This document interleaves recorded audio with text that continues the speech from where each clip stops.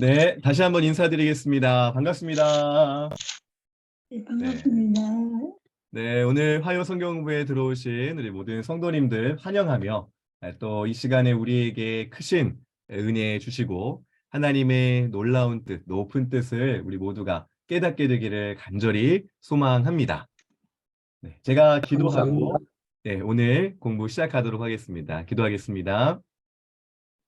살아계신 하나님 아버지 감사합니다.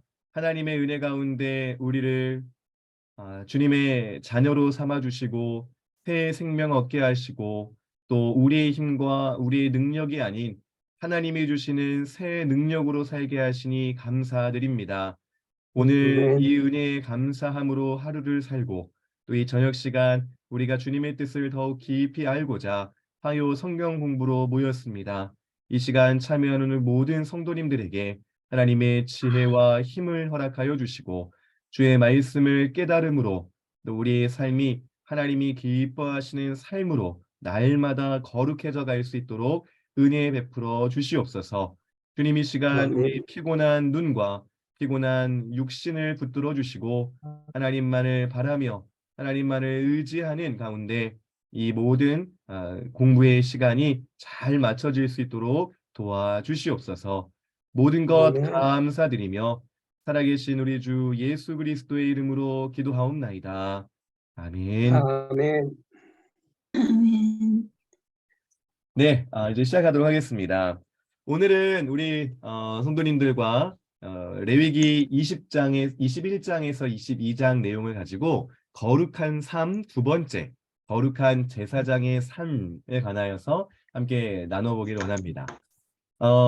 지난주에 우리가 무엇을 배웠는지 혹시 기억나시나요? 오늘 제목이 거룩한 백성의 거룩한 삶. 삶 2이니까 지난 시간에는 거룩한 삶 1, 그렇죠. 거룩한 거룩한 삶 백성의 삶. 1이었겠죠. 네, 거룩한 백성들의 삶에 대해서 우리가 살펴보았습니다. 하나님의 백성으로 그 하나님의 사람들이 어떻게 살아가야 하는지, 또 이방 사람들과 다른 어떤 모습을 가져야 하는지 이 구약의 백성들에게 이제 전해 주셨고요. 또 이제 오늘 우리에게는 그 하나님의 규례와 법도가 어떤 의미로 받아들여지고 어떤 의미로 적용되어야 하는지에 대해서 한번 우리가 지난 시간에 살펴보았습니다. 오늘은요, 이 제사장들, 특별히 하나님의 백성들 가운데 특별히 한 집단, 한 세세한 더 이제 작은 규모의 이 제사장들에 관하여서 보게 될 텐데요. 왜 하나님께서는 이들에게 더 특별하고 더 자세하고 더 높은 기준을 두셨는지에 대해서 배우고 오늘 우리에게 적용할 점을 또 함께 살펴보기를 원합니다. 제가 그 강의를 시작할 때마다 여러분에게 좀 생각할 거리, 또 이렇게 나눔거리를 한번 좀 드리는데요. 오늘도 역시 한번 생각하고 좀 함께 이야기 나누고 오늘 강의를 좀 들어가려고 합니다. 뭐냐면요.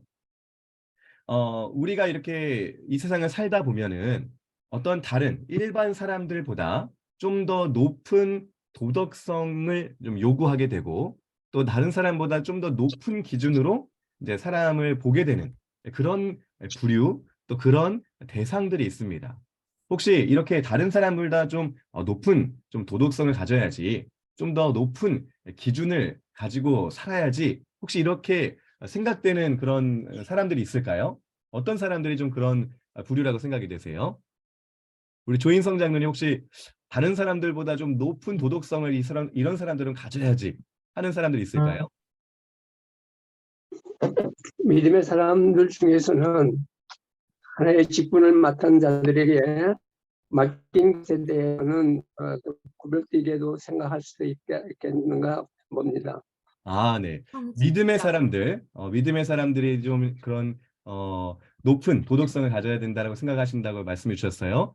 이게 원래는 이제 답인데, 답에 가기 전에 좀 일반적인 걸 좀 이야기를 하고 싶어서 여쭤봤는데, 역시 우리 장로님은 핵심을 딱 이렇게 찔러서 잘 말씀해 주셨습니다. 그러면 우리 믿음의 사람들 말고 혹시 이렇게 좀 다른 일반적인 사람들 중에서 좀 높은 도덕성을 좀 요구하는 사람들이 없을까? 우리 이해옥 권사님 혹시 그런 대상들이 있을까요?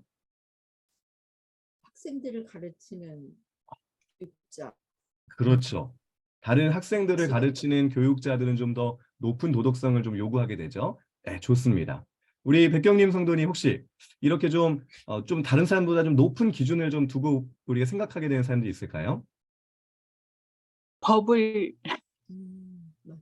법을 다스리는 사람. 네. 그렇죠. 그러니까 맞아요. 법을 만들고 맞아요. 집행하는 법을 네. 만들고 음. 법을 집행하고 또 법과 관련된 일을 하는 사람들 좀 이렇게 높은 도덕성, 좀 높은 기준을 좀 우리가 갖고 생각하게 되죠. 감사합니다. 잘 말씀해 주셨고요. 우리 이혜자 권사님 또 그 외에 좀 다른 높은 기준을 좀 요구하는 사람이 있을까요?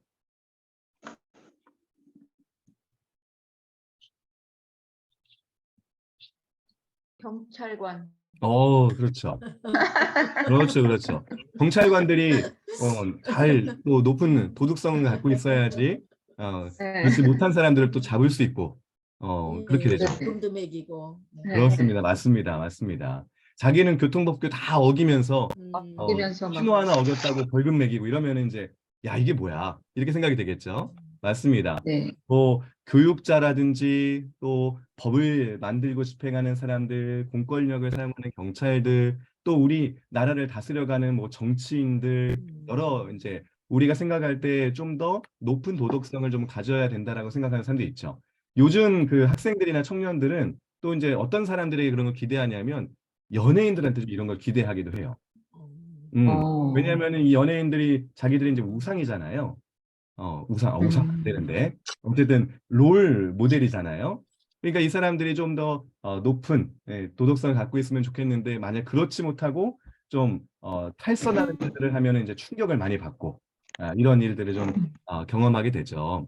맞습니다. 우리가 이 살아가는 세상에서도 지금 이 시대 속에서도 일반 사람들보다 조금 더 높은 도덕성 또 다른 사람들이 하지 않는 좀 더 높은 기준을 가져야 된다고 생각하는 사람들이 있습니다. 그렇습니다.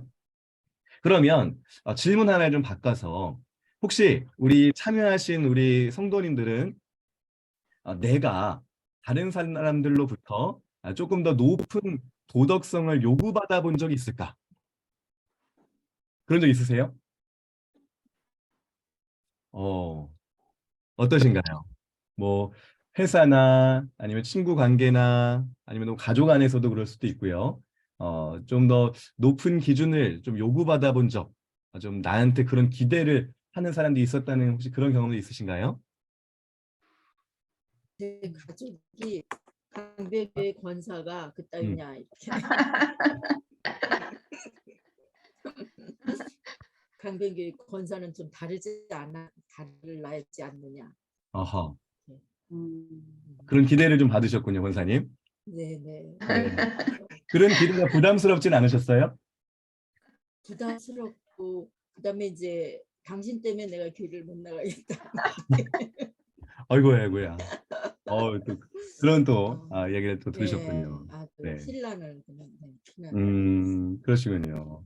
그래도 이제 제가 볼 때는 여기 계시는 우리 권사님들, 성도님들은 다 또 신앙적으로나 또 삶적으로나 또 모범이 되시는 분들이라 저는 좀 생각을 합니다. 예, 네, 개인적인 좀 얘기를 잠깐 하자면요. 저는 이제 목사님 아들로 태어났잖아요. 그러다 보니까 이제 교회 안에서는 이제 목사님 아들 이게 이제 하나의 저의 그 기준이었어요. 그러니까 저 자신도 이제 목사님 아들이니까 우리 아버지에게 누가 되면 안 된다라는 이 좀 어떤 강박 아닌 강박이 좀 있었고요. 또 이제 성도님들도 이제 직접 표현하시는 분도 있었고 은연중에 이제 기대하시는 분도 있었는데 야 목사님 아들이니까 좀 일반 그 자식들보다는 달라야지 이런 좀 기대가 있어서 사실 이제 어렸을 때 좀 부담스럽고 조금 마음의 심적인 압박이 있었던 것도 사실입니다. 또 이제 좀 커서 친구들과의 관계 속에서도 역시 또 이런 게 있더라고요. 뭐 목사님 아들이니까 좀 너는 좀 다를 거야. 달라야 돼. 이렇게 또 너는 그리스도인 크리스천이니까 이런 부분에 있어서는 너는 하면 안 돼. 넌 또 이런 부분에 해야 돼. 이런 것들을 이제 이야기를 듣기도 하고 또 그런 분위기가 조성되기도 했어요. 우리가 그리스도인이다. 우리가 하나님을 믿는 사람들이다라고 이제 말하는 그 동시에 사람들은 우리를 이제 박성일, 뭐 이해옥 이렇게만 보는 게 아니라 기독교인, 예수를 믿는 사람, 뭐 나쁘게 얘기하는 사람들 예수쟁이 이렇게 보면서 우리만 보는 게 아니라 우리를 통해서 예수님을 그들이 이제 본다는 게 이제 느껴지더라고요. 그러다 보니까 일반 사람들보다는 조금 더 높은 도덕성을 요구받기도 하고 또 더 다른 기준으로 우리를 바라보기도 하고요. 또 우리 자신도 그런 가운데 내가 하나님의 자녀로 예수님을 믿는 사람으로 이래선 되겠는가 생각하기도 하고 또 이걸 해야지라고 생각하기도 하고 또 그런 여러 가지 내적 외적 부담과 또 그런 기준들 속에서 우리가 살아가고 있습니다. 자, 우리도 오늘 이렇게 이런 우리를 향한 기준들 또 우리를 향한 또 기대들을 받으며 살아가고 있는데요. 구약 시대 때 하나님의 백성들 출애굽하여서 광야를 지나고 약속의 땅 가나안으로 가고 있던 이스라엘 백성들은 하나님께서 특별히 택하여 세우신 하나님의 백성들이었고요. 그들을 통해서 하나님이 전해지고 하나님의 뜻이 알려지는 이런 모델들 또 그런 본이었습니다. 그러다 보니까 이들의 잘함은 하나님께 영광이요. 이들의 못함은 하나님을 욕되게 하는 이런 모습을 갖게 되었죠. 자, 그런데 이 이스라엘 백성들 안에서 더욱이 특별히 선택돼서 세워진 사람들이 있었는데 그들이 바로 이 레위 가문의 사람들 그리고 아론의 자녀들의 제사장들이었습니다. 일반 백성들도 하나님의 사람들로 선택받았지만 특별히 레위 가문은 하나님께서 그 이스라엘 백성들 가운데 선택한 사람들로 하나님의 뜻을 더 온전히 보여주고 나타내야 될 사람들이었던 것이죠.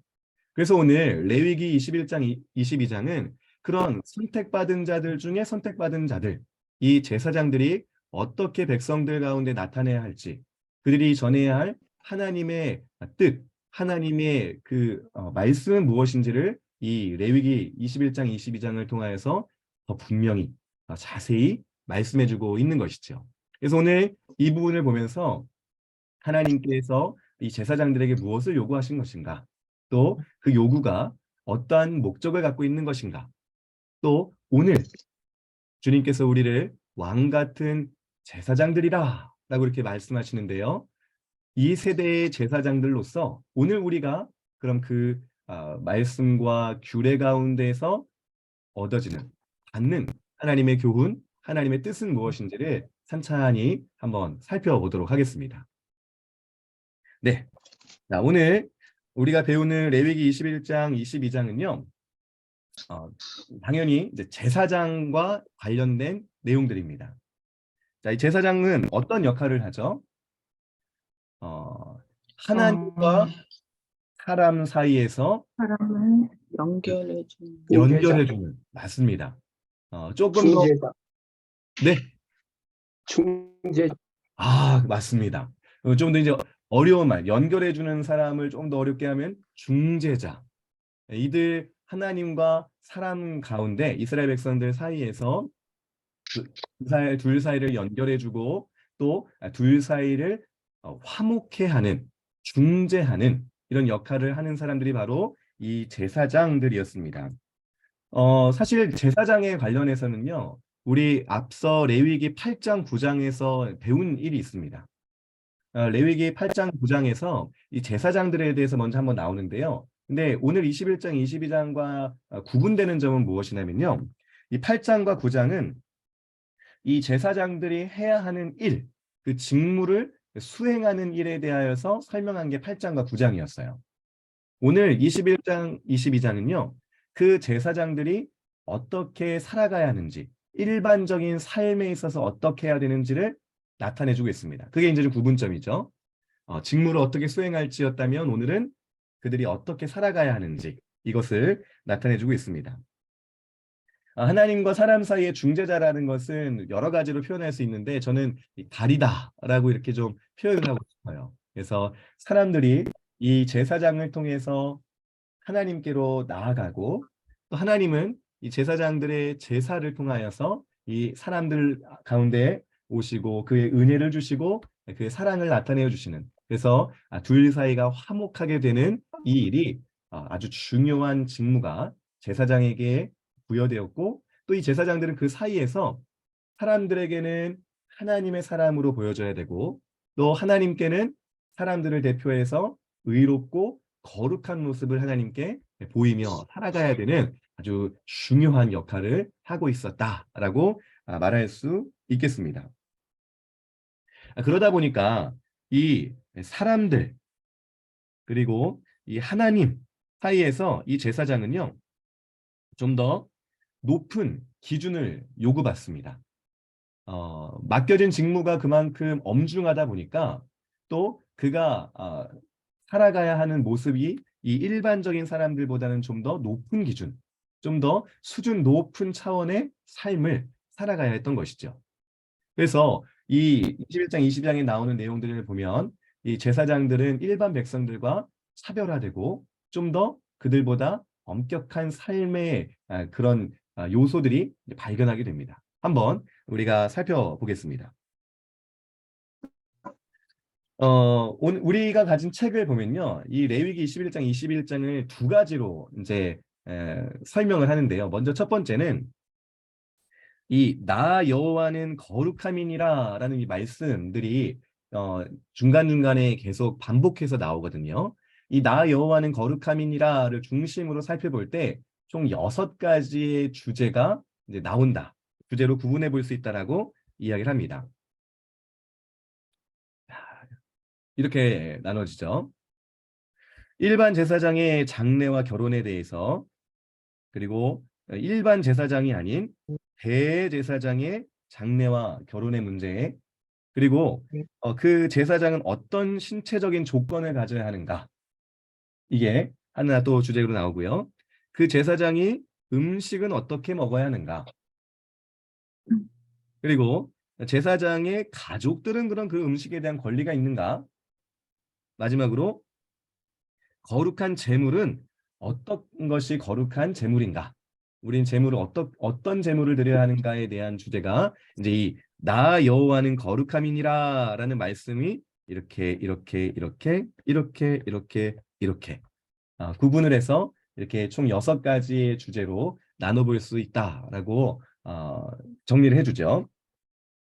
또 두 번째, 이제 이 21장에서 22장 정리를 하나 해주는데요. 그건 뭐냐면요, 이렇게 나눕니다.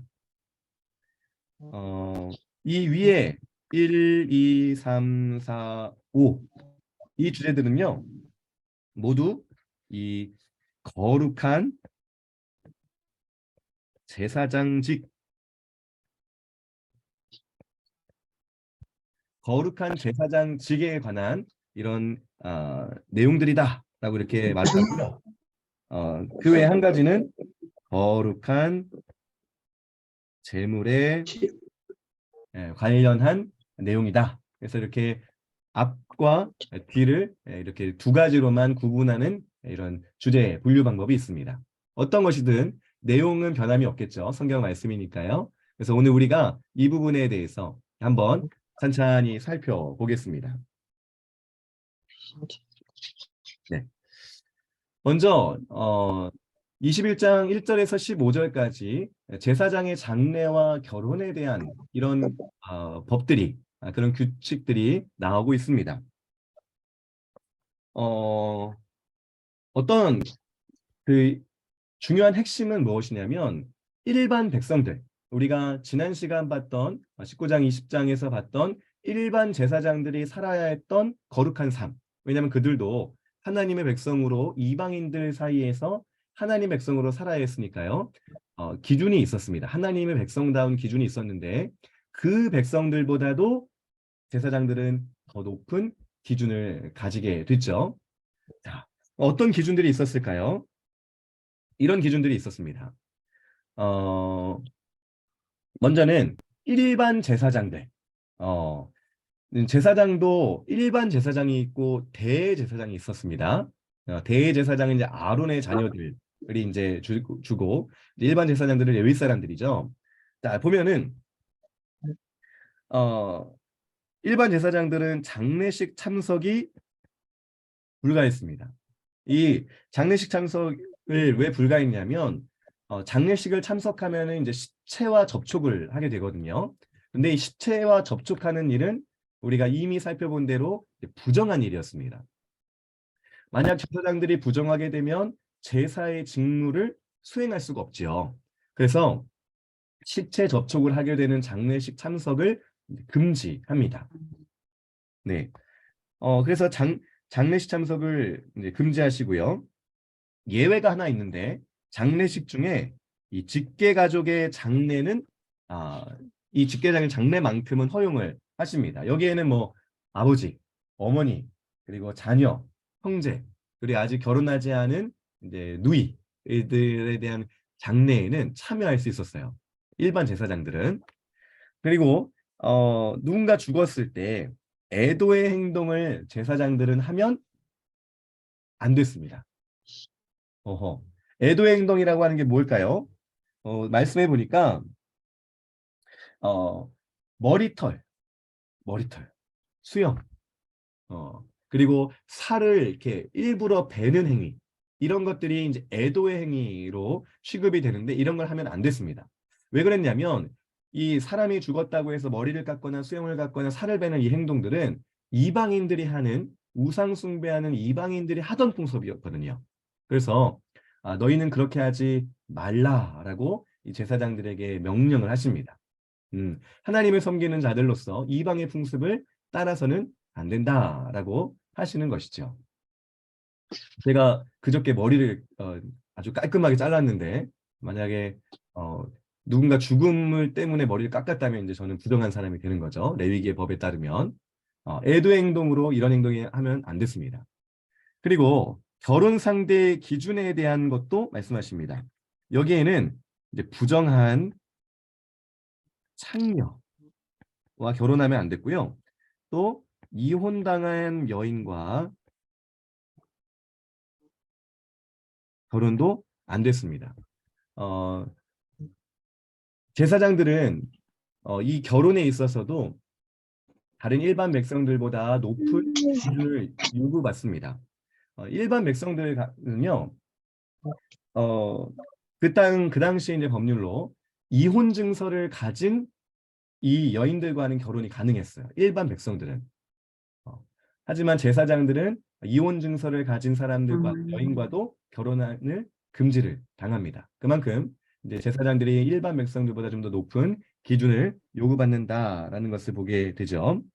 또 제사장의 딸이 만약에 우상 숭배, 딸이 이제 창녀, 창기가 된다면 불에 태워 죽이라는 이런 명령을 받습니다. 자, 이런 일반 백성보다 높은 기준이 이 일반 제사장들에게 요구된 것들입니다. 자, 그런데 여기에 좀 더 한 발 더 나아가서 이번에는 대제사장에 대한 기준은 또 더 엄격합니다. 이 대제사장들은 10절에 보니까요, 그들이 해야 하는 직무에 충실하라고 합니다. 그리고 또 뒤에 말씀에 보면은 성소에서 나오지 말라라고까지 이야기를 하세요. 그들이 맡아서 해야 되는 직무가 중요하고 또 그 일을 감당하기 위해서 부정하게 되면 안 되니까 성소에서도 나오지 말라. 대제사장의 직무를 하는 동안에는 그 성소에서 밖으로 나오지 말라라고까지 명령을 받지요. 시체 접촉이 당연히 안 됐습니다. 장례식 참석이 당연히 안 된 거죠. 그리고 일반 제사장에게는 허용이 됐던 직계가족 장례에도 대제사장들은 참여가 금지됩니다.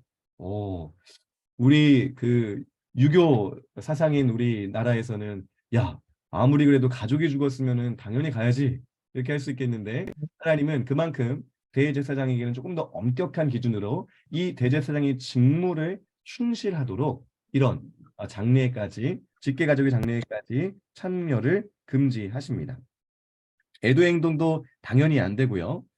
결혼 상대 기준에 있어서도 역시 오직 처녀와만 결혼하라라는 이 명령을 내리십니다. 그리고 특별히 자기 씨를 욕되게 하지 말라. 명령을 받습니다. 자기 자녀에 있어서도 바르게 하나님의 백성으로 양육하고 그가 올바로 서도록 최선을 다할 것을 명령하신 것이지요.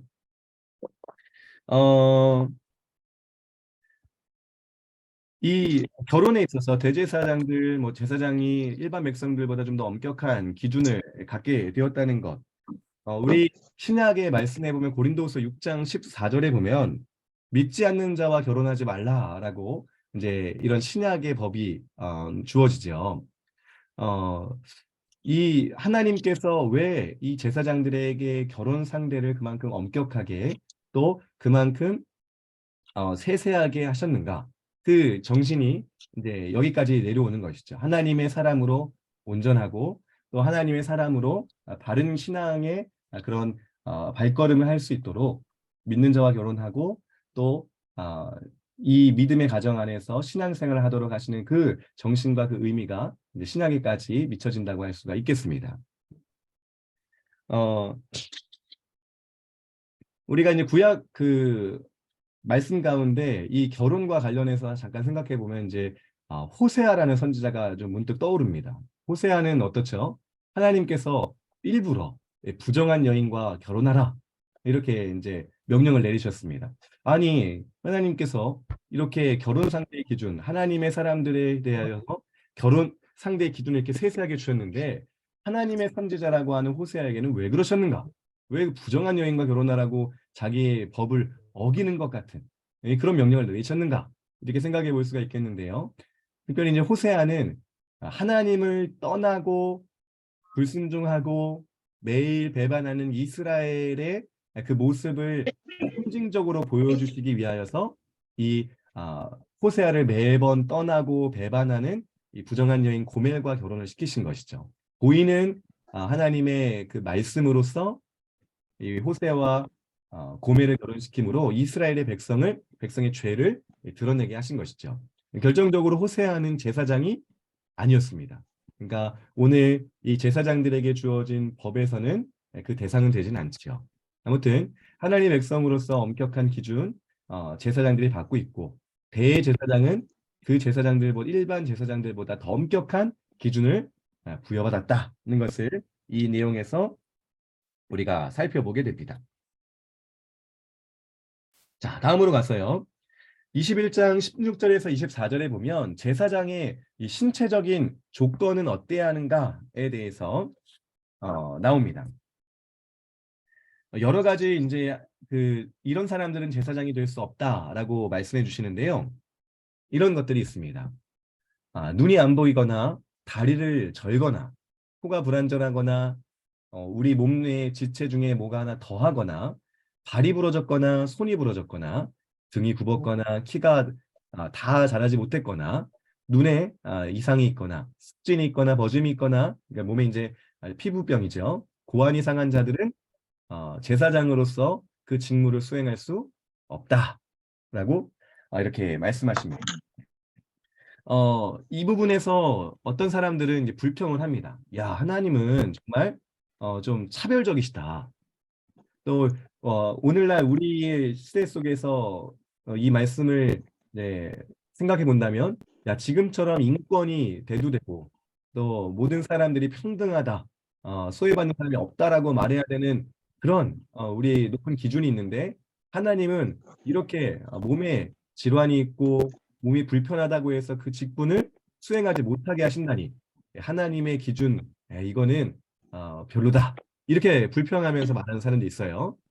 그런데 지금 이 레위기의 21장의 말씀은 일반 백성들이 아니라 누구에게 주어진 명령이죠?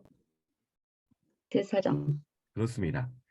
특별히 일반 백성들과 하나님 사이에서 중재 역할을 해야 되는 제사장들, 특별히 하나님께서 세우셔서 하나님의 온전하신 뜻을 보여야 되는 이 제사장들에게 주어진 명령이라는 게 중요합니다. 이런 맹인이나 다리 덜 절거나 코가 불완전하다고 해서 이스라엘 백성들에서 추방되는 게 아니었어요. 예전에 그 그리스 고대 그리스 스파르타라는 이 그 민족을 보면요, 이제 몸이 좀 불완전한 사람들은 아기 때 이제 제거를 했다고 하죠. 왜냐하면 그들의 주된 목적은 이제 전투, 싸움 이런 것을 해야 되고 혼자 하는 게 아니라 같이 해야 되는데 누군가 몸이 불편하다면 이 전투를 온전히 수행할 수가 없는 거예요. 그래서 아기 때 이런 불완전한 친구들을 이제 제거했다고 하죠. 하지만 하나님 백성들은 그렇지 않았어요. 단지 이 제사장들 좀 더 하나님의 뜻을 온전히 보여주고 증거해야 됐던 제사장들에 관련해서는 더 온전한, 더 완전한 사람들을 하나님께서 그 직무에 초청하시는 것입니다. 이 제사장의 직분을 하지 못했지만 이런 몸에 불완전함이 있는 사람들은요, 제사장의 가문에 속한 가족이었다면 제사장이 먹는 그 거룩한 음식은 나중에 같이 먹을 수 있다라고 하나님 분명히 말씀하세요. 21장 22절에서 이제 그렇게 말씀하시죠. 다만 제사장이 해야 되는 이 직무는 할 수 없다라고 말씀하시는 겁니다. 이것도 역시 일반 백성들보다 좀 더 높은 기준을 제사장들이 부여받고 있는 것이다라고 생각하시면 될 것 같아요. 나중에 가면 이 제사장이 예수 그리스도께서 이제 완전한 제사장으로 이제 우리 앞에 서시죠. 그래서 더 나은 제사장, 더 우리에게 완전한 대제사장으로서 예수 그리스도가 그 사역을 수행하십니다. 그러니까 이 구약 시대 때 제사장들은요, 신약 시대 때 오실 예수 그리스도 그 대제사장을 예표해야 될 사람들이었어요. 그러다 보니까 예수님을 예표하는 자들로서 몸의 온전함이 이제 요구되었던 것이죠. 그렇게도 우리가 좀 생각해 보시면 좋을 것 같아요. 넘어가서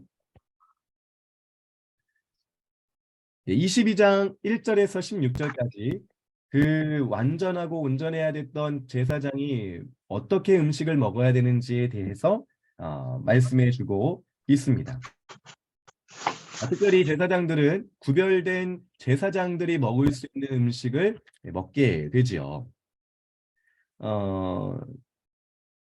부정함과 정결함의 구분을 명확히 하고요. 이 음식들을 통하여서 제사장은 구별되고 거룩한 자로서 이제 하나님과 백성들 사이에 있어야 했습니다. 직무상 더 거룩한 삶을 요구받는 것이죠. 이 음식에 참여할 수 없는 대상들이 있었습니다. 제사장이지만 이 제사장이 먹을 수 있는 음식을 못 먹는 사람들이 있었어요. 어떤 사람들이냐고 하냐면 이제 몸에 부정한 이제 질병이 생기는 사람들이죠. 또 불결한 것과 접촉한 제사장들도 일시적으로 이 제사장의 음식을 먹을 수 없었습니다. 음식뿐만 아니라 사실 이 부정하게 된 제사장들은 그들의 직무도 수행할 수 없게 되지요. 만약 이 부정한 가운데 제사장들이 먹는 음식을 먹는다면 그것은 하나님을 욕되게 하는 것이므로 이 일들을 해서는 안 된다라고 명령을 받았던 겁니다. 참 이런 걸 보면은 야, 제사장 정말 힘들었겠다. 한 가지 하지 말아야 될 것도 많고 해야 될 것도 많고 야, 그거 어떻게 다 했을까? 근데 그만큼 이 직무상 하나님은 제사장들이 하나님 앞에 사람들 앞에 온전하고 거룩한 삶을 보여주기를 원하셨던 것이지요. 제사장의 음식과 관련해서 또 한 가지는 이제 제사장의 가족들에 대해서 이제 나옵니다. 제사장뿐만 아니라 제사장이 먹는 음식은 그들의 가족들도 먹을 수 있었어요. 여기에는 제사장의 가족뿐만 아니라 제사장의 종들도 이 음식들을 먹을 수 있었고요. 다만 이제 그 집에 잠깐 머무는 나그네와 그리고 일시적으로 종된 사람들, 그러니까 이거 하루 이제 그 집에서 일하는 품꾼들이죠. 이런 사람들은 음식을 먹을 수 없었습니다. 근데 일시적인 종이었다가 제사장이 만약에 이 종을 돈으로 샀다. 그래서 내 종이 됐다 하면은 또 제사장이 먹는 음식을 먹을 수 있었습니다. 또 한 가지 재밌는 건요. 이 제사장의 이제 딸들인데요. 이 딸이니까 원래는 가족이니까 음식을 먹습니다. 근데 이제 결혼을 하죠. 결혼하면은 그 결혼한 상대의 집안으로 편입이 되는 겁니다. 만약 결혼한 사람이 제사장 가문이라면 역시 제사장 가문이니까 먹을 수 있지만 제사장이 아닌 가문으로 시집을 가면 먹을 수 없게 되고요. 그러다가 다시 이제 홀로 돼서 아버지의 집으로 돌아오면 다시 먹을 수 있습니다. 참 제사장의 가족들의 이렇게 세세하게 하나님께서 그 거룩한 음식, 하나님께 바쳐진 음식에 대해서 누가 먹을 수 있고 먹지 못하고를 아주 세세하게 말씀해 주신 것을 보게 돼요. 만약 제사장 가문의 사람들이라도 실수로 먹는다. 그러면 그 먹은 것의 5분의 1을 더하여서 하나님께 드려야 됩니다. 우리가 제사 중에 이제 속건제라는 제사가 있는데요. 자신이 잘못한 것에 대해서 하나님께 용서를 구하는 이 제사 이제 속건제와 같은 그런 이제 제물의 양인 5분의 1을 드림으로 자기가 실수로 먹었다는 것을 변상 하나님 앞에 잘못을 구하고 용서를 받는 이런 일들이 있어야 했습니다. 제사장의 음식을 제사장뿐만 아니라 제사장의 가족들까지도 이렇게 하나님은 세세하게 구분해서 먹고 먹지 못하게 하셨습니다. 자, 이제 22장 17절에서 25절로 가면요.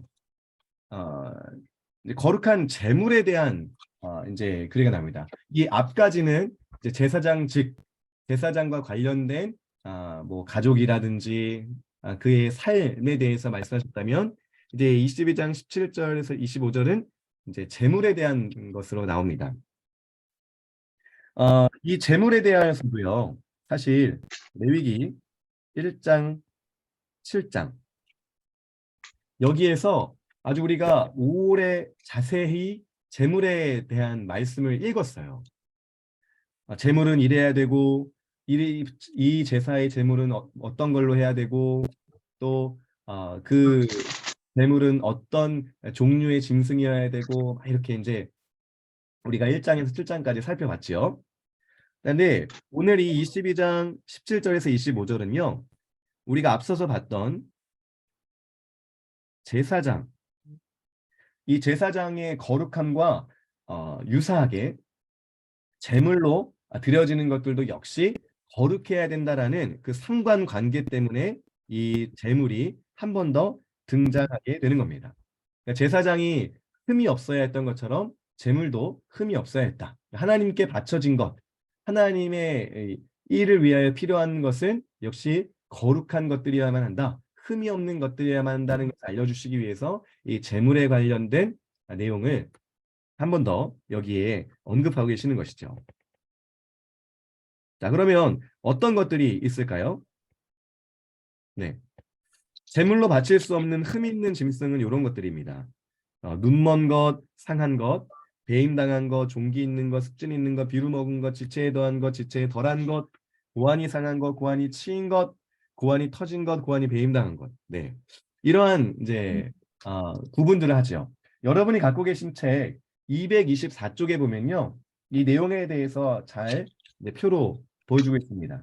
특별히 이 제물과 관련된 제사장들과 관련해서 아까 우리 제사장들의 그 신체적인 조건을 봤잖아요. 그것과 비교해서 표로 또 이렇게 잘 정리해 놓은 것을 224쪽에 보여주고 있습니다. 한번 거기는 살펴보시면 좋을 것 같고요. 여기서도 이제 중요한 또 한 가지는 지체에 더한 것이거나 지체에 덜한 것은 이제 내가 스스로 하나님께 자원해서 드리는 것은 이제 가능하지만 내가 어떤 목적을 위해서 드려진 제물로는 안 된다라는 것을 이제 말씀을 해주세요. 이 내용도 역시 중요한 것은 완전한 거룩함, 하나님과 관련된 하나님께 드려진 하나님의 일을 위하여서 보여지는 것들은 완전하고 거룩해야 한다라는 것을 계속해서 보여주고 계시는 겁니다. 제사장을 통해서 또 제물로 바쳐지는 짐승을 통해서 완전함과 거룩함에 대해서 계속 말씀해 주시지요. 제물에 대한 추가 사항도 있습니다. 출생 8일 이내 짐승은 제물로 드릴 수 없다. 그러니까 8일 이내, 7일까지는 이 태어난 짐승이 어미와 함께 있어야 된다라고 이렇게 말씀하시고요. 어미와 새끼를 같은 날 제물로 드릴 수 없다라고 말씀하세요. 이것에 대해서 많은 사람들이 이제 궁금해합니다. 왜 그렇게 하셨을까? 왜 그렇게 8일 이내, 7일까지의 짐승은 드리지 말라고 하시고 어미와 새끼를 같은 날 제물로 바치지 못한다고 하셨을까?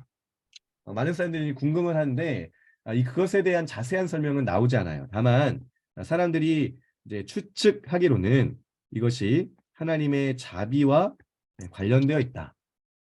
불쌍히 여기고 또 그런 가운데 하나님의 마음이 드러날 수 있도록 이런 규례를 주셨다라고 추측하지요.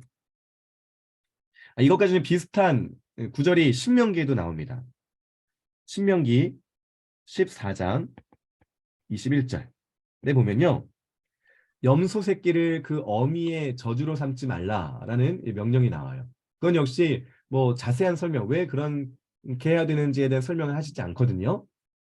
근데 그것도 역시 오늘 이 레위기 22장의 말씀과 같이 이제 하나님의 자비하심, 그러니까 어린 짐승 또 어미와 새끼와의 관계 이런 것을 통해서 하나님의 자비와 하나님의 긍휼을 보여주시기 위해서 이런 명령을 하셨다라고 이제 많은 사람들이 추측을 하지요. 또 제물은 감사 제물이었다면 당일에 먹어라 라고 명령을 하십니다. 자, 이렇게 제물에 대한 명령이 주어지고요. 마지막으로 거룩함에 대한 권면을 이제 결론으로 22장 마지막에 주고 계십니다. 그 내용은 이런데요. 우리 한번 다 같이 읽어보도록 하겠습니다. 시작. 너희는 내 계명을 지키며 행하라. 나는 여호와이니라. 너희는 내 성호를 속되게 하지 말라. 나는 이스라엘 자손 중에서 거룩함을 받을 것이니라. 나는 너희를 거룩하게 하는 여호와요. 너희 하나님이 되려고 너희를 애굽 땅에서 인도하여 내니 나는 여호와이니라. 네, 아멘. 이 22장 31절에 33절은 이제 결론입니다. 이 제사장의 거룩한 삶에 대한 결론이기도 하고요. 사실 우리가 계속해서 반복되어 온 이 레위기의 이제 결론이고 핵심 주제이지요. 어떤 게 결론입니까? 여호와 우리 하나님은 어떤 분이시죠? 하나님은 거룩한 분이시다. 구별된 분이시다. 이 세상 어떤 것과도 구별되시고 우리 모든 피조물을 추월하여 계시는 온전하시고 완전하신 분이다 라는 게 이제 결론이고요. 우리 하나님의 백성된 우리 역시 하나님의 거룩하심과 같이 우리도 거룩하라 라는 이제 명령을 받습니다. 너희는 내 계명을 지켜 행하라. 나는 여호와니라. 너희는 내 성호를 속되게 하지 말라. 왜? 나는 이스라엘 자손 중에서 거룩하게 함을 받을 것이다. 나는 너희를 거룩하게 하는 여호와. 너희 하나님이 되려고 너희를 애굽 땅에서 인도하는 자니 나는 여호와니라. 계속해서 거룩, 거룩이 반복이 됩니다. 이 여호와라는 말 자체가 스스로 있는 자, 유일하신 자, 우리의 영광과 존귀와 경배를 받으실 유일한 분이란 뜻을 가지고 계시는데요. 바로 이 여호와의 거룩하심 그리고 그 거룩하심에 대한 우리의 마땅한 반응으로 우리도 거룩함을 추구해야 되는 명령을 받게 되는 것이지요. 자, 그런데 하나님께서 그의 백성들에게 거룩함을 요구하실 수 있는 이유가 있습니다. 왜 그걸 요구할 수 있을까요? 나는 너희 하나님이 되려고 너희를 애굽 땅에서 인도하여 낸 자니. 여러분, 애굽 땅에서 인도하여 냈다. 이걸 우리가 전문 용어로 두 글자로 뭐라고 합니까? 이스라엘 백성들은 종되었던 애굽 땅에서 인도하여냄을 받았습니다. 이것이 성경에서 계속해서 기억되고 언급되어지는 하나님의 우리를 향한 일하심인데요. 이걸 두 글자로 우리가 익히 하는 말이 하나 있습니다. 뭐죠? 구원? 그렇죠. 맞습니다. 구원. 하나님의 율법은요, 그냥 하나님께서 야, 너희 이거 해 라고 주어진 게 아닙니다. 하나님께서 구원하셨기에 그 백성과 맺으신 언약, 약속으로 주어진 것이 바로 이 율법이고 거룩함의 요구라는 것이지요. 율법은요, 구원이 선행되어집니다. 우리가 어디서 그것을 잘 볼 수 있냐면 우리 십계명 있잖아요. 십계명을 우리가 볼 때 우리 교회에서도 이제 십계명을 이렇게 교독할 때가 있죠. 근데 십계명의 앞구절을 보면 뭐냐면 거기에 뭐라고 나오냐면 나는 너희를 종되었던 애굽 땅에서 구원해낸 내 하나님 여호와라 라고 나옵니다. 그런 다음에 제1은 너는 나 외에는 다른 신들을 내게 있게 하지 말라 명령하시거든요. 그러니까 율법을 먼저 주시고 야 너네 이거 지켜, 너네 이거 해야 돼라고 먼저 말씀하신 것이 아니라 너희가 이것을 해야 되는 이유는 내가 너희를 구원하였기 때문에, 내가 너희에게 대해 구원의 은혜를 베풀었기 때문에 너희가 나를 하나님인 줄 알고 하나님의 거룩하신 뜻을 따라 살라라고 이제 명령을 하신 것이죠. 하나님의 백성이 되었으니 하나님의 뜻을 쫓아 살고 하나님의 거룩하신과 같이 너희도 거룩해지라고 약속 가운데 율법을 주고 계시는 겁니다. 어떤 사람들은 이제 불평을 해요. 하나님은 구약 때 그렇게 막 여러 가지 막 율법을 주시고 왜 그렇게 어려운 걸 주셔가지고 그럽니까? 네, 하나는 알고 둘은 모르는 거죠. 그 율법을 주시기 전에 하나님은 뭘 먼저 하셨다고요? 구원. 구원의 은혜를 먼저 베푸셨다는 것을 이런 사람들은 불평하는 사람들은 간과하는 것입니다. 그래서 우리는 이런 규정들이 이런 하나님의 거룩함의 요구가 그냥 주어진 것이 아니라 하나님의 구원의 은혜가 주어지고 그것이 먼저 선행되어지고 그의 백성으로 마땅히 살 길을 하나님이 알려주신 것이다라고 이제 그렇게 말해야 됩니다. 이렇게 말하면 이제 레위기의 이해가 이제 제대로 된 것이죠. 오늘 우리가 읽게 되는 이 제사장의 규정도 그렇습니다. 하나님이 그들을 구원하셨고 그들을 선택하셨기 때문에 그들에게 거룩함의 요구가 있는 것이고요. 또 그 가운데에서 하나님의 선택하신 중재자 그리고 장차 오실 대제사장 예수 그리스도를 예표하는 자들이기 때문에 일반 백성들보다 좀 더 높은 수준의 기준, 삶의 기준을 요구받는 이 제사장들, 대제사장이라고 우리가 오늘 이해를 가질 수 있겠습니다. 그래서 제사장의 거룩함의 신학적인 적용이 이제 이렇게 정리가 됩니다. 뭐냐면 오늘 우리에게 주시는 하나님의 말씀 가운데 하나님께서 애굽 가운데 건져내신 모든 일반 이스라엘 백성들이 있었어요. 우리가 배웠던 19장에서 20장에서 이 이스라엘 백성들이 거룩한 삶을 요구받습니다. 거룩함에 대한 요구를 받죠. 자, 그런데 이들보다 특별히 제사장에게 좀 더 높은 거룩함이 요구되었습니다. 그렇죠? 장례식에도 참여할 수 없다고 하시고 결혼은 또 이렇게 하라고 말씀하시고 또 애도하는 행위도 하지 말라고 하시고 가족을 잘 돌보라고 이제 말씀하셨습니다. 자, 그런데 일반 제사장들보다 더 높은 기준을 요구받는 것이 있었는데 바로 대제사장이죠.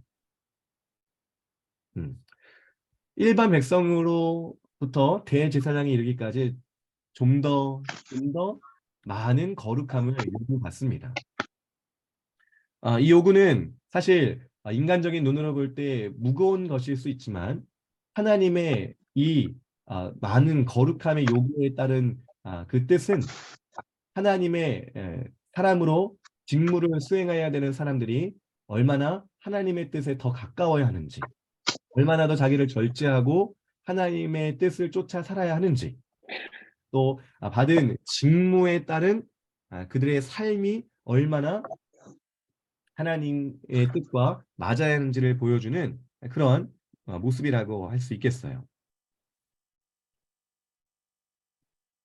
자, 이 제사장들에게 주어진 거룩함의 요구는요, 신약을 살고 있는 우리에게도 몇 가지 교훈과 적용점을 준다고 할 수 있습니다. 자, 먼저는 우리가 예수 그리스도를 생각할 때 오늘 21장에서 22장의 제사장들에게 주어진 그 규례들을 생각해 볼 수가 있습니다.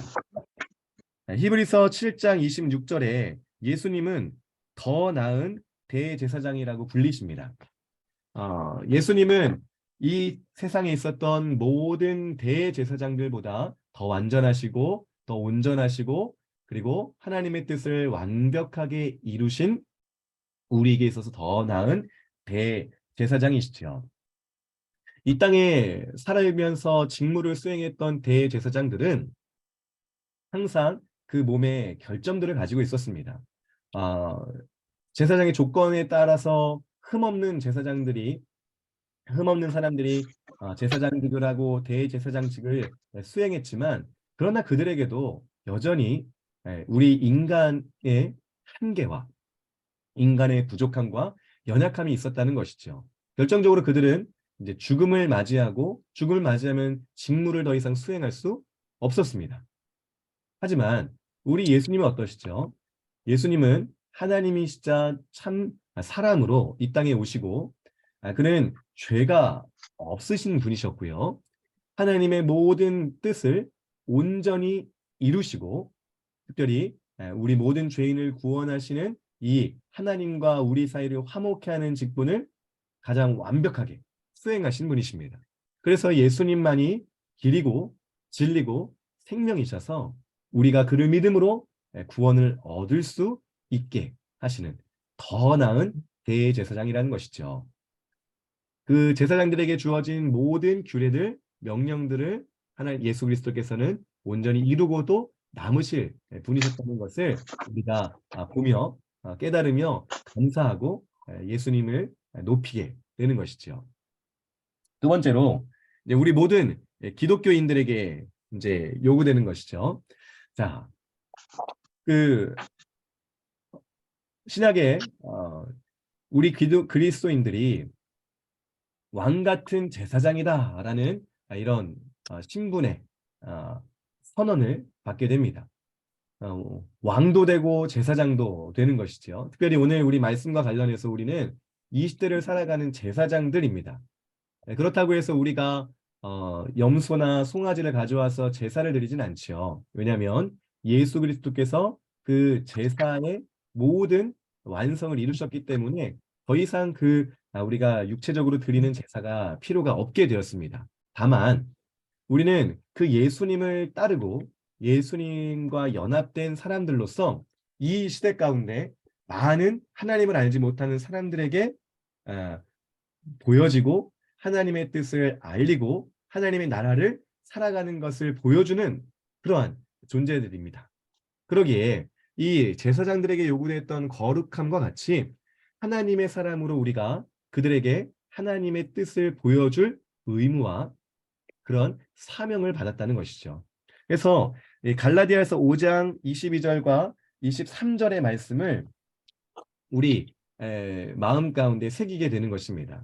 이 성령의 열매, 성령께서 우리 가운데 임재하심으로 맺어지는 열매들에 대해서 이 갈라디아서가 말씀해주고 있는데요. 그 열매를 하나하나를 살펴보면 뭔가 특별한 게 없어요.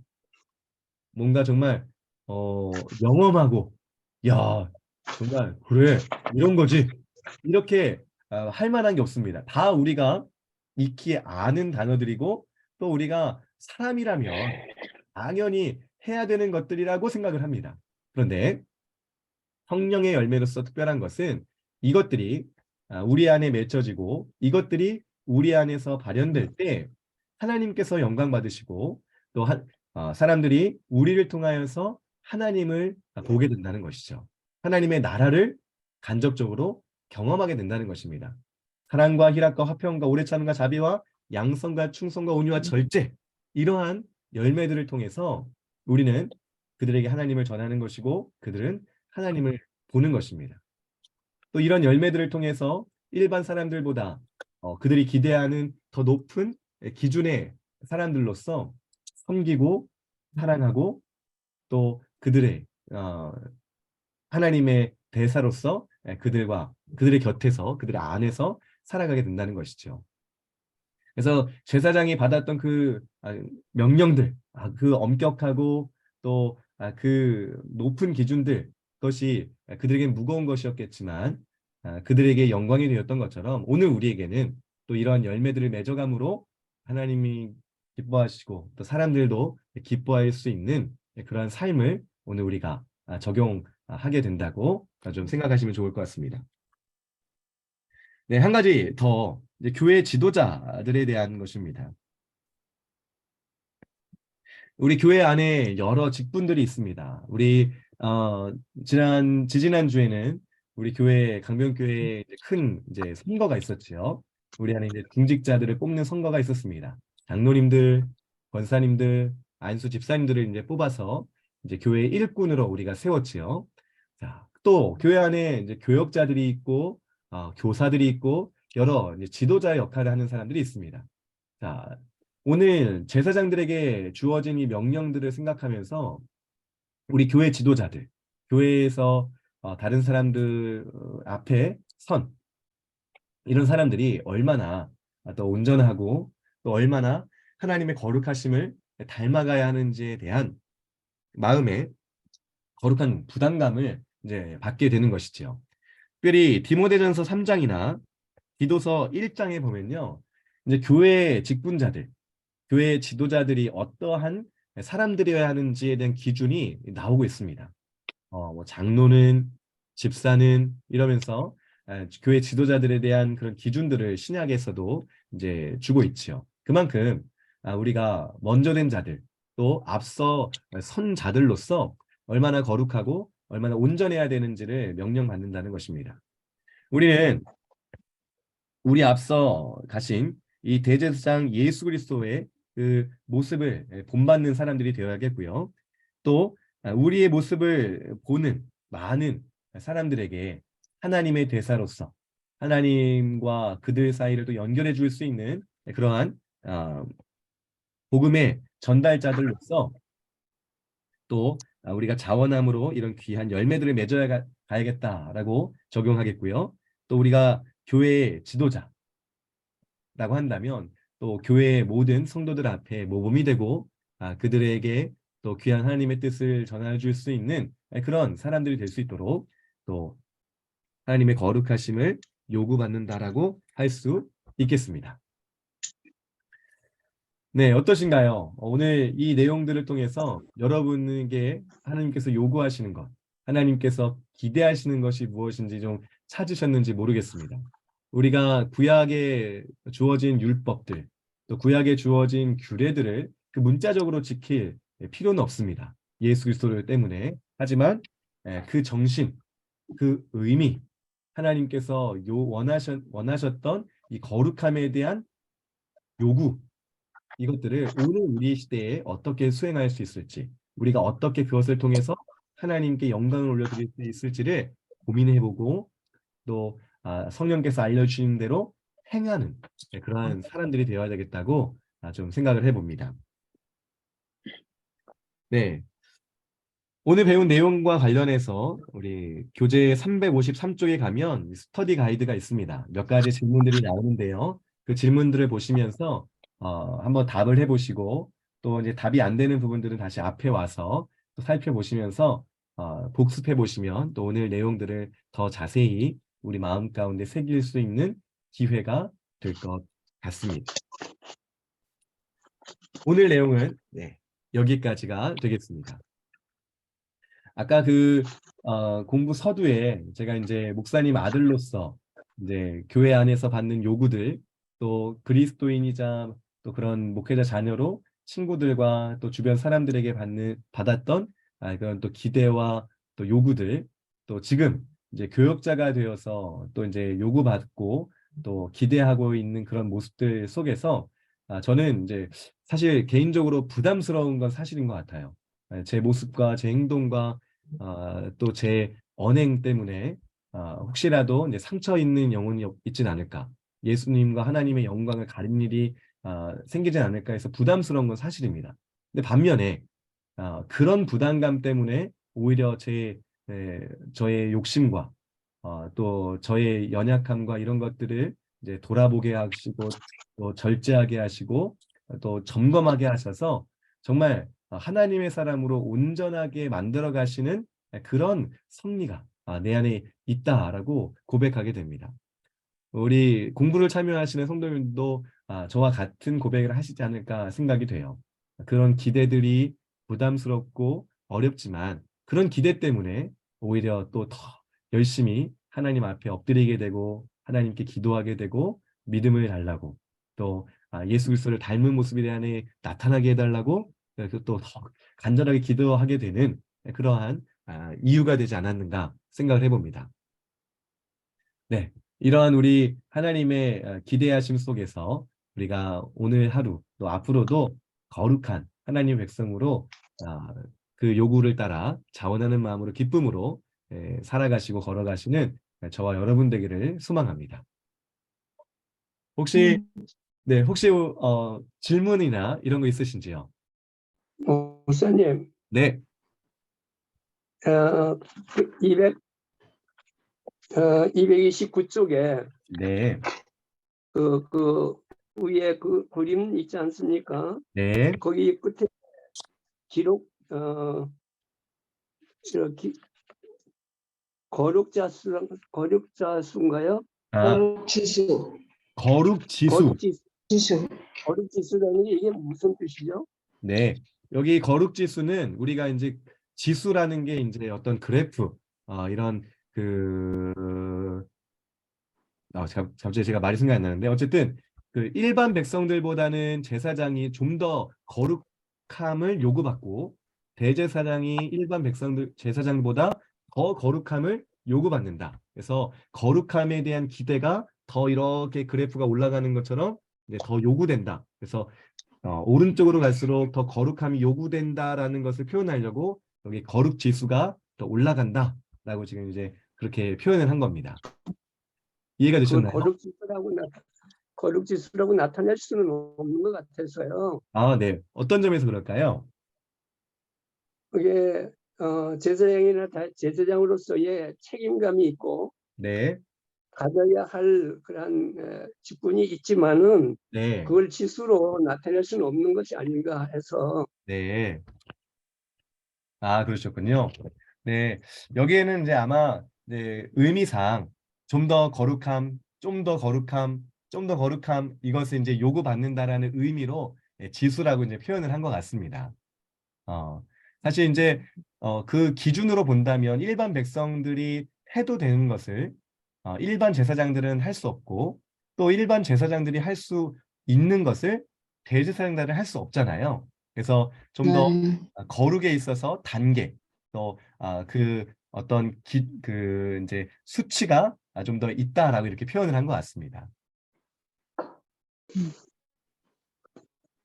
좀 답이 되셨을까요, 장로님?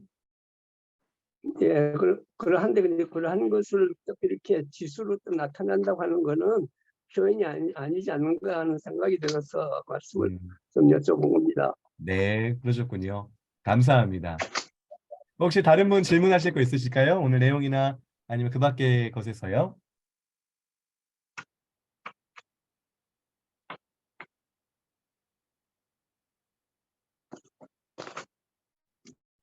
음. 목사님, 그 비루 먹은 것이라고 그러는데, 비루가 뭐예요? 여기 이제 비루 먹은 게요. 아, 예. 이제 그 우리가 그, 그 벌레 먹은 것. 이게 이제 비루 먹었다라고 이제 표현을 하죠. 음. 음. 죄송합니다. 잠깐만요. 제가 정확한 뜻을 한번 좀 살펴볼게요.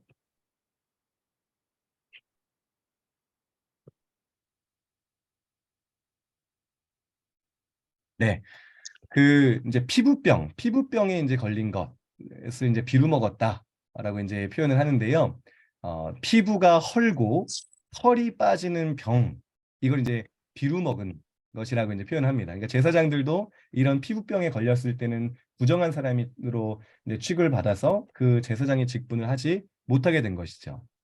우리 지난번 그 일반 백성들과 관련된 거룩함에 대해 보면요, 거기에도 이제 피부병에 걸렸을 때 어떻게 해야 되는지에 대한 규례들이 나오거든요. 그래서 네. 정말 전염성이 강한 피부병이면은 그 이스라엘 진 밖으로 추방돼서 거기에서 나을 때까지 기다렸다가 이제 제사장의 어떤 확인을 받고 진중으로 돌아오게 되는 뭐 이런 이제 것들 보게 되는데요. 제사장들 가운데에서도 이렇게 피부병에 걸렸을 때 역시 부정하게 되고, 그래서 부정한 자는 하나님의 권에서 이제 그 사역을 감당할 수 없다는 것을 이제 알려주십니다. 그래서 이제 비루 먹은 것을 이제 그런 의미로 생각하시면 될 것 같습니다. 옆에 습진 있는 얘기가 나왔는데 또 음, 비루라 그래서 네. 습진이 피부 아닌가 그래갖고 한번 그러니까 이제 여쭤봤어요. 우리나라 말로 이제 번역되면서 이제 습진 비루 이렇게 이제 됐을 텐데요. 이제 원어적으로는 그게 좀 조금 다른 피부병 질병 종류일 겁니다. 알겠습니다. 네.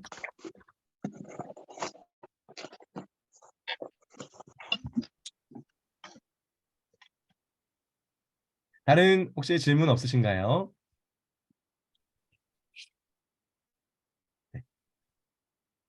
네. 이제 종합을 하겠습니다. 오늘 그 거룩한 제사장의 삶에 대해서 한번 살펴봤고요. 또 왕 같은 제사장들로서 오늘 우리가 또 요구받는 거룩함에 대해서 여러분들 마음에 한번 생각해 보시고 하나님께 또 우리가 온전한 자로 설 수 있도록 은혜와 힘을 달라고 기도하시면 좋을 것 같습니다. 우리 전반기 지금 화요 성경 공부가 진행되고 있는데요. 우리 전임 교역자들이 한 달씩 맡아서 이제 공부를 이제 강의를 하기로 했습니다. 우리 3월에는 이승재 목사님이 이제 한 달 하셨고요. 4월은 이제 제 차례여서 제가 이제 오늘까지 이제 한 달 했고요. 그리고 이제 다음 한 달은 우리 박현민 목사님께서 마지막에 유종의 미를 잘 거둬 주실 겁니다. 네, 여러분들 또 기대해 주시고 또 앞으로 화요 성경부에도 잘 참여해 주시면 좋을 것 같습니다. 광고를 하나 드리면요. 다음 주 5월 첫째 주가 되겠는데요. 다음 주는 이 사역 휴강 주간입니다. 그래서 나중에 이제 공지사항으로 알려드리겠지만 다음 주에는 화요 성경부가 없을 예정이에요. 그리고 5월 둘째 주 5월 9일이 될 텐데요. 5월 9일에 다시 화요 성경부 마지막 한 달 차가 이제 있을 거라는 거 미리 광고로 알려드리겠습니다. 개인적으로 이제 한 달간 우리 성도님들하고 화요 성경부를 같이 하면서 정말 제가 또 정리가 되고 또 우리 성도님들의 그 열정과 또 참여하려고자 하는 그 마음을 보면서 저도 좀 많은 도전을 받았던 이 화요 성경부였던 것 같습니다. 감사드리고 앞으로도 잘 참여해 주시고 또 이렇게 하나님의 말씀을 배워가는 일에 열심을 내주시면 좋겠습니다. 우리 기도하고 마치도록 하겠습니다. 우리 잠깐 1, 2분 동안 함께 기도하면 좋겠는데요. 오늘 배운 내용을 잠깐 생각해 보시면서 이 시대에 하나님의 거룩하심과 같이 거룩한, 구별된 세상과 구별된 사람으로 온전한 그리스도인 되게 해달라고 함께 기도하면 좋겠습니다. 또 우리에게는 힘과 지혜가 부족하오니 하나님께서 이 거룩함을 우리 가운데 가질 수 있도록 힘과 지혜를 달라고 우리 함께 다 같이 기도하시면 좋을 것 같아요. 그리고 우리 함께 공부를 참여한 우리 옆에 분들 생각하시면서 우리 하나님의 사람들로 온전하게 또 교회 안에서 멋진 모범을 보일 수 있는 그러한 직분자들 또 그런 성도 될 수 있도록 함께 기도해 주시면 좋을 것 같습니다. 기도하시고 제가 기도하고 마치도록 하겠습니다. 함께 기도하겠습니다. 살아계신 하나님 아버지 아버지 감사합니다. 하나님께서 우리에게 귀한 오늘 마음과 생각으로 성경 공부 인도하여 주시고 화요 성경 공부를 통하여서 말씀을 받았습니다. 하나님의 놀라우신 뜻을 아버지, 깨닫게 하여 주시니 감사드립니다. 모든 주님, 직분을 맡은 제사장들을 모든 향하여서 모든 거룩함을 아버지 요구하시고 주님의 뜻을 이끌어갈 수 있는 일반 백성들보다 하나님 제사장에게 또 말씀 일반 요구합니다. 제사장들보다 대제사장에게 일반 더 제사장과 거룩함을 대제사장이 요구하시는 것을 보게 해야 됩니다. 되는데 주님, 또 오늘 주님과 우리도 같이 이 시대의 왕 같은 짐승들의 대제사장들, 또 하나님 왕 같은 제사장들로서 살게 하시는데 하나님 우리의 언행 심사를 하나님 조심하고 절제하여 하나님께 영광을 올려드리고 모든 사람들에게 하나님의 앞에서 바르게 온전하신 또 뜻을 깨끗하게 알릴 수 하나님과 있는 살아가는 훌륭한 저희들 그리스도인들 되게 하여 인도하여 주옵소서. 주시옵소서. 우리 대제사장 수고한 되신 같은 예수 목사님 그리스도를 묵게 따라가는 하는 이 그 모든 일에서 걸음걸음을 또 우리가 한 걸음 한 걸음 밟아 나갈 때에 우리에게 힘을 주시고 지혜 주시고 용기 허락하여 주옵소서. 주님의 화요 성경 공부에 함께 참여하는 우리 성도님들 하나님 아버지 영육간의 강건함을 허락하여 주시고 배운 내용들이 정말 우리에게 정말 밑거름이 되고 발판이 되어 하나님의 사람으로 온전하게 되어져 가는 이러한 귀한 은혜들이 일어나게 하여 주옵소서. 특별히 교회에서 장로님들로 또 권사님으로 보이고 요구받는 기대가 있습니다. 이것이 부담으로만 오지 않게 하여 주시고 정말 우리가 해야 할 일들을 하나하나 해나감으로 또 모든 성도들에게 모범이 되며 정말 하나님께 기쁨이 되는 우리 모두가 되게 하여 주옵소서. 기도를 모으겠습니다.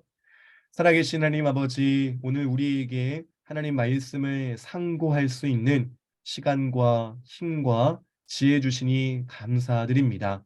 오늘 제사장들에게 명령하시는 하나님의 거룩하심에 대해서 생각해 보았습니다.